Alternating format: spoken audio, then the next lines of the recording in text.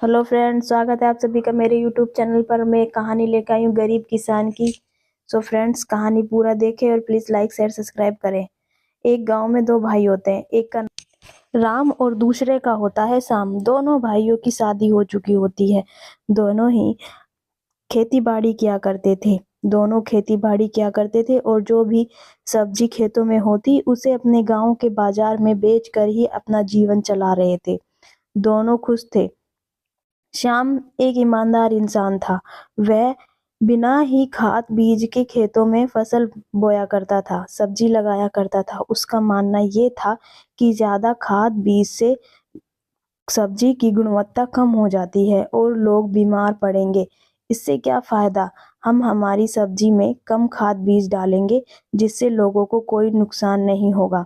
वहीं वहीं दूसरी तरफ राम बहुत लालची इंसान था। वह अपनी खेत में सब्जियों में ज्यादा से ज्यादा खाद डालता और मोटे पैसे कमाता था। और वह शाम से ज्यादा पैसे कमाता था। इसी कारण उसके घर में उसकी पत्नी बहुत खुश रहा करती थी और नए नए पकवान बनते थे और वह रोजाना ही बहुत सारे पैसों की शॉपिंग किया करती थी। वह दोनों खुश थे। उनके पास ज्यादा पैसे थे। वहीं शाम बहुत दुखी था। उसके पास अपनी बीवी के खर्चों के लिए भी पैसे नहीं बचते थे।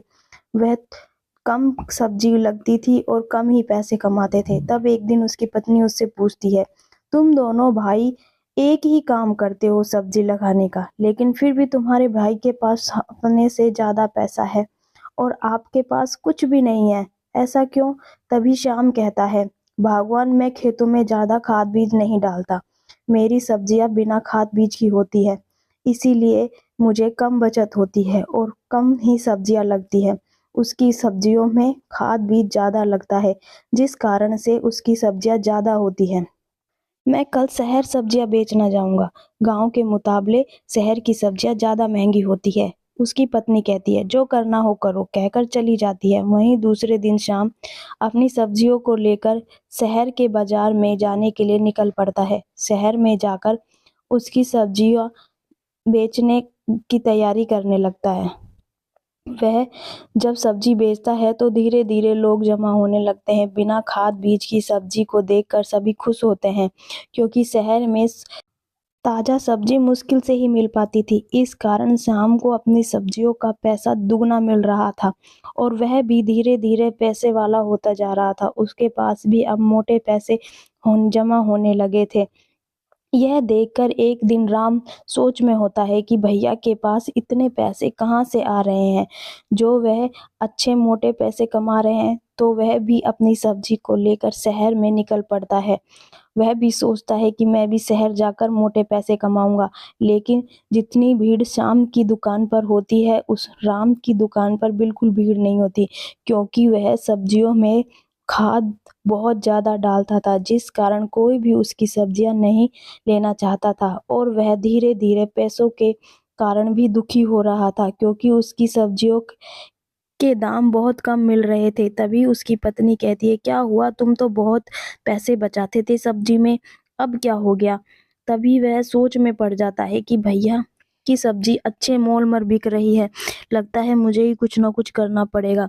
जब श्याम खेत से सब्जी तोड़कर घर लाकर रखता है और वह अपनी पत्नी के साथ खाना वाना खाकर सो जाता है, तभी राम चुपके से घर में आता है और शाम की सब्जियों में केमिकल मिला देता है। जब लोग उसकी दुकान पर आकर सब्जियां खरीदते हैं, वह रोजाना की तरह सब्जियां बेच देता है और धीरे धीरे लोग बीमार होने लगते हैं। यह देखकर लोग कहते हैं कि तुम ज्यादा पैसे के लिए तुम भी सब्जियों में केमिकल मिलाने लग गए। अब हमें भी रोजाना ही डॉक्टर के पास जाना पड़ता है, हम भी ज्यादा बीमार होने लग गए हैं। हमने सोचा था कि आपकी सब्जी कम खाद बीज की होती है, इसीलिए हम आपके पास आते थे और ज्यादा पैसा देते थे। तभी श्याम कहता है, मेरी बात मानो, मैंने कोई केमिकल नहीं मिलाया, मेरी सब्जी बिना खाद की होती है, मैं अपने खेतों में खाद नहीं डालता। सभी लोग उस पे गुस्सा होने लगते हैं और वहां से गुस्सा होकर बिना सब्जी लिए ही चले जाते हैं। इसी बात से श्याम बहुत दुखी होता है और अपने गांव में आकर 4-5 लोगों से बात करता है। तभी लोग कहते हैं कि हम चुपके से रात को तुम्हारे घर की ध्यान रखेंगे, हम भी देखते हैं कि कौन कौन आता है। जब लोग चुपके से ध्यान रख रहे थे तो देखता है कि राम टॉर्च लिए घर में घुसता है और जैसे ही वह केमिकल मिलाने वाला होता है तभी सब लोग इकट्ठा हो जाते हैं और यह देखकर राम को बहुत ही ज्यादा शर्मिंदगी महसूस होती है और वह शर्मिंदा होकर भाई से कहता है, भाई मुझे माफ कर दो, मैंने आपके साथ बहुत गलत किया। तभी श्याम कहता है कि तुम ऐसा क्यों कर रहे थे? तब वह बताता है कि मैं तुमसे जलने लग गया था, अब मुझे माफ कर दो, मैं ऐसा कभी नहीं करूँगा। सो फ्रेंड्स, वीडियो अच्छी लगी हो तो प्लीज़ लाइक शेयर सब्सक्राइब करें। धन्यवाद।